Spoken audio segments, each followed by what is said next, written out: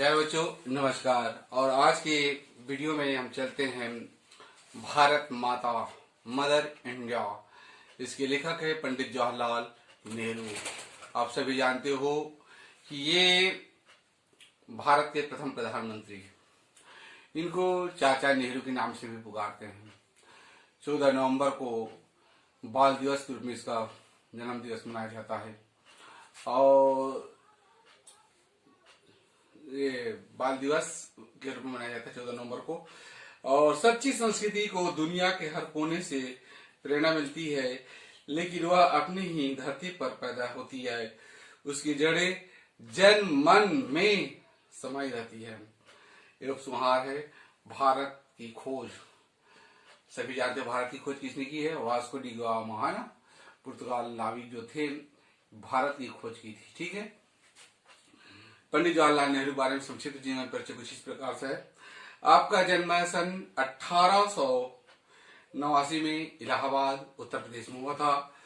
आपकी जो प्रमुख रचनाएं हैं, मेरी कहानी, आत्मकथा, विश्व इतिहास की झलक, हिंदुस्तान की कहानी, पिता के पत्र, पुत्री के नाम, हिंदू अनुवाद है, हिंदुस्तान की जो समस्याएं हैं, हिंदुस्तान की समस्याएं, स्वाधीनता और उसके बाद, राष्ट्रपिता, भारत की बुनियादी एकता, लड़खड़ाती दुनिया आदि लेखों और संभाषणों का संग्रह है।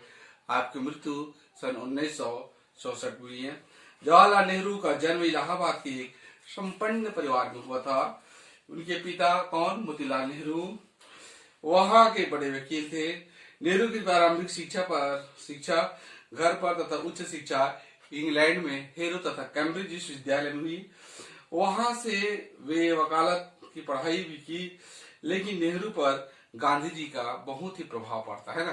प्रभाव बेटा संगति का, उत्तम प्रकृति का कार कर सकत कुसंग, चंदन लिस व्यापे नहीं लपटे रहे भुजंग। एक सत्संग आपको अच्छा योगदान देता है और आपको ऊंचाई तक पहुंचा देता है, और बुरी संगत बेटा आपको मेरियाना घर तक के अतिरिक्त और कहीं नहीं ले जाएगा। सुख को दुख को दे जाएगा और हमेशा दुख में रहेगा। इसलिए संगति आपकी अच्छी होनी चाहिए। उनकी पुकार पर पढ़ाई छोड़ करके आजादी की लड़ाई में कूद पड़े बेटा और जुड़ गए।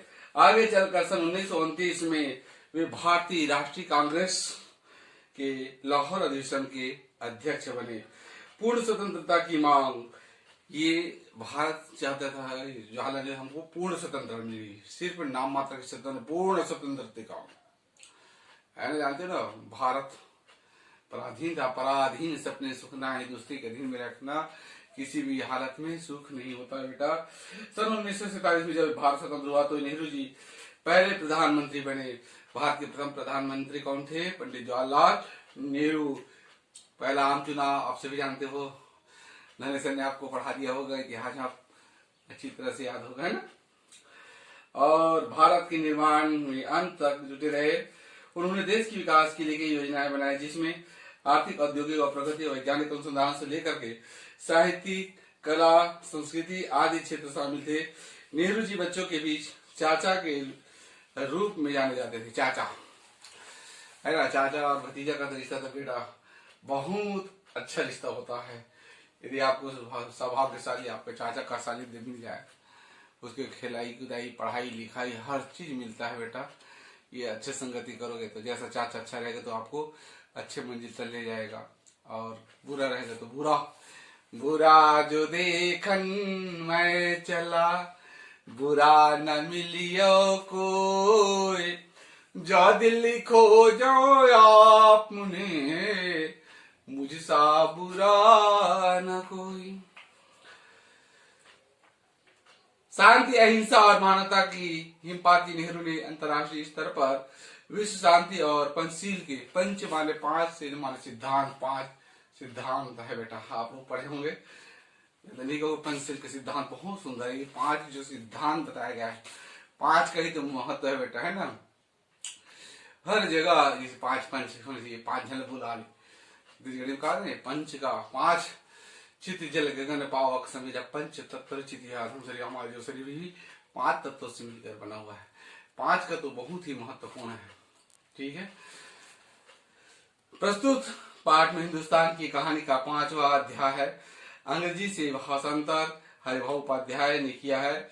इसमें पंडित नेहरू ने बताया कि किस तरह देश के कोने कोने में आयोजित जलसा माने उत्सव में जाकर वे आम लोगों को बताते थे कि अनेक हिस्सों में बटा होने के बावजूद भी हिंदुस्तान एक है, सारे जहां से अच्छा हिंदुस्तान हमारा, हम बुलबुले हैं जिसकी ये गुलसिता हमारा, India India is the best, ऐसे कहते हो ना। चल ठीक। और इस अपार फैलाव के बीच एकता के क्या आधार है और क्यों भारत एक देश एक है जिसके सभी हिस्सों की नियति एक ही तरीकों से बनती बिगड़ती है, यही पूरे पाठ की विषय वस्तु है। इसी क्रम में पंडित नेहरू ने भारत माता शब्द पर भी विचार किया है। उनका निष्कर्ष है कि भारत माता की जय का मतलब क्या है। हम लोग जय बुलाते हैं, भारत माता की जय। अब मैं कहूंगा भारत नानी की जय तो आपको अटपटा लगेगा। जैसा रिश्ता मानना चाहे तो मान लेंगे ना, मानना है कि मानना है। माँ है ना, भारत हमारी माँ है तो हमारी नानी भी होगी। माँ की माता को क्या कहते हैं, नानी कहते हैं, है ना। भारत ही एक ऐसा देश है जिसको हम माँ कहते हैं। छत्तीसगढ़ एक ऐसा राज्य है जिसको हम महतारी कहते हैं बेटा। बिहार महतारी, पंजाब महतारी नहीं कहते हैं। ये विशेषता है, भारत की विशेषता है, भारतीय संस्कृति की विशेषता है। अनेकता में एकता ही भारतीय की संस्कृति की विशेषता है। आपने पढ़ा होगा भारतीय संविधान में। ठीक है, आगे चलते हैं। भारत माता की जय का मतलब है यहाँ करोड़ों करोड़ों लोगों की जय है। कहने की जरूरत नहीं कि अपने छोटे आकार के बावजूद इस लेख का कथ्य अत्यंत विराट और प्रस्तुतिकरण पहना है। बहुत तेज पहना, मतलब तेज है, देर है। चलते हैं, अब देखते हैं भारत माता। वास्तव में भारत माता कौन है, इसका स्वरूप कैसा है, कैसे दिखती है। आपने तो एक भारत माँ का फोटो में देखे होंगे, है ना। हरे रंग की साड़ी पहने हुए हैं और तिरंगा लहराते हुए साड़ी पहनी हुई है। वस्तुतः बेटा भारत की धरती माँ जहां तक फैला हुआ है उसमें जितने भी धन धान्य जो परिपूर्ण है वो हमारी भारत माता है। धरती से उपजने वाली है जो धरती माता है ना। जहां तक फैले हुए हैं, इसके अंदर गर्भगृह में जो छिपे हुए हैं, ऊपर में हैं, ये सभी क्या है, हमारी भारत माँ है। ठीक है, भारत माँ यानी धरती के अंदर के जितने भी धन संपदा फैले हुए हैं वो भी हमारी भारत माँ है, धरती माँ है। समझ गया बेटा। इसका अर्थ वही व्यापक रूप में लिया जाता है कि पर्वत है, पठार है, नदियां है, लहरें हैं, ये सब भारत माँ ही है। हम कहते हैं भारत माँ की जय, भारत माँ।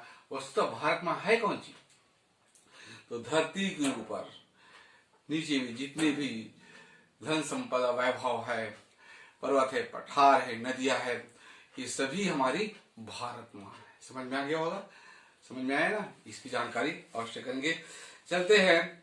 अक्सर जब मैं वो बहुत सुंदर से, अक्सर जब मैं एक जलसे से दूसरी जलसे में जाता हूँ, एक जलसे से दूसरे जलसे में जाता होता और इस तरह चक्कर काटता रहता होता, ये तो इन जलसों में मैं अपने सुनने वालों से अपने हिंदुस्तान या भारत की चर्चा करता था। प्रश्न भी बनता है, पंडित जवाहरलाल नेहरू भारत माँ की चर्चा कब करते हैं।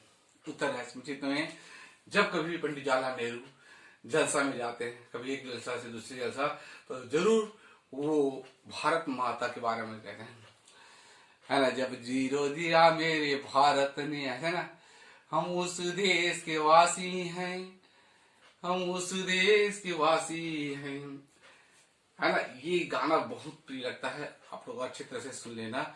और हमारे पास समय अभाव है, पढ़ा रहे हैं तो समझ, क्लास होता तो बेटा विस्तार से समझाते, और यहाँ सप्ताह में 2 दिन वीडियो भेजना रहता है, 15 मिनट 20 मिनट का वीडियो बनाएंगे, कितना लेक्चर देंगे, समझ जाना है ना। ये भारत माँ है बेटा। नर हो नर करो नर हो निराश करो मन को, कुछ काम करो, कुछ काम करो, जग में रहकर कुछ नाम करो। आपका जन्म हुआ है, किस लिए हुआ है? उस जन्म की सार्थकता करो बेटा।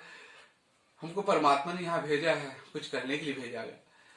और अच्छे कर्म का अच्छा रीति देने के लिए बेटा। कर्मण्येवाधिकारस्त मा फलेषु कदाचन मा कर्म फल हेतु बहुत संगोष्ठ कर्मणि। कर्म प्रधान विश्व रुचिराखा, जो जस कर्म करे सो तस फल शाखा। आपको कर्म करना है बेटा, कर्म करते जाओ, फल की चिंता मत करो। आप मेहनत करोगे तो फल तो मिलना ही मिलना है ना।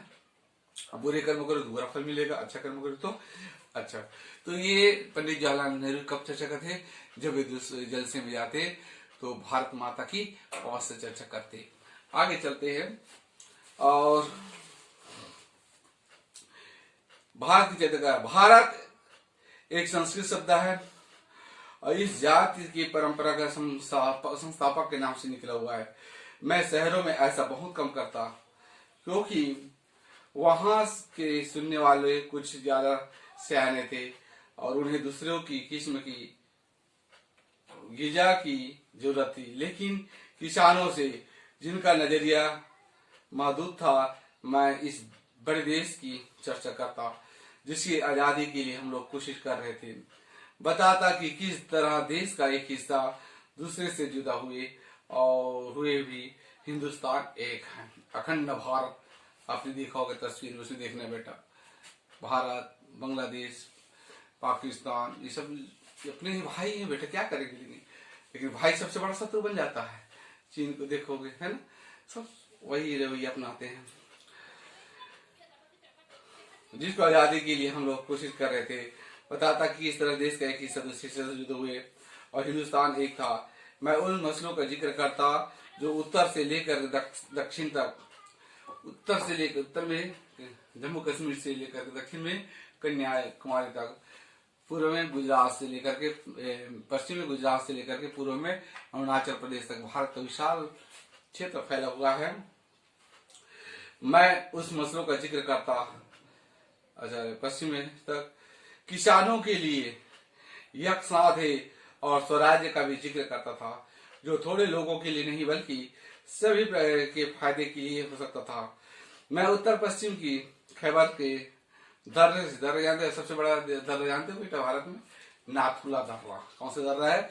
नाथुला दर्रा। दर्रा क्या है? जो पहाड़ियों के बीच में जो गेप होता है उसको दर्रा कहा जाता है। ये नहीं कि हम गेहूं का आटा पर चक्की पीसते तो दर्रा हो गया, तो प्रसाद बनाने के लिए, ऐसी नहीं है। वो दर्रा अलग है, ठीक है, चिकना और दर्रा अलग है।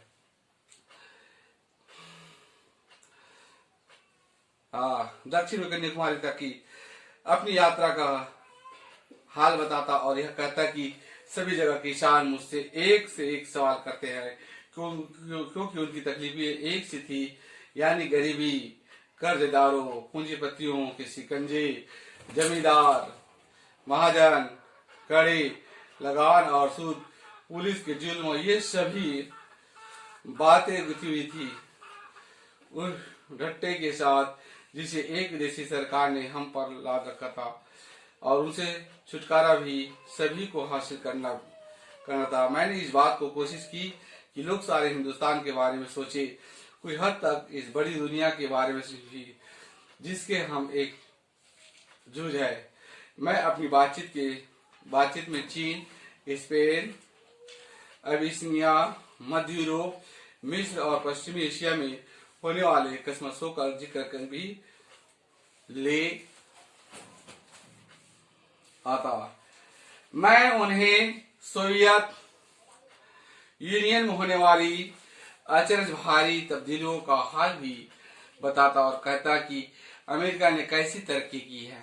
हम उदाहरण देते एक देश दूसरे से, माता पिता भी कहते देखो उसका लड़का कैसे होशियार, तू कैसे गधा गधा। ऐसा नहीं करना चाहिए बेटा, आप भी होशियार बनो। यही हम मानसिकता को, सोच को छोटी कर देते हैं, इससे बच्चे पर बुरा प्रभाव पड़ता। कभी तुलनात्मक कंपेयर नहीं करना चाहिए, अच्छे भी कंपेयर करना, तुलनात्मक करते हैं बच्चे मायूस हो जाते हैं। यह काम आसान न था, लेकिन जैसे मैंने समझ रखा था वैसा मुश्किल भी न था।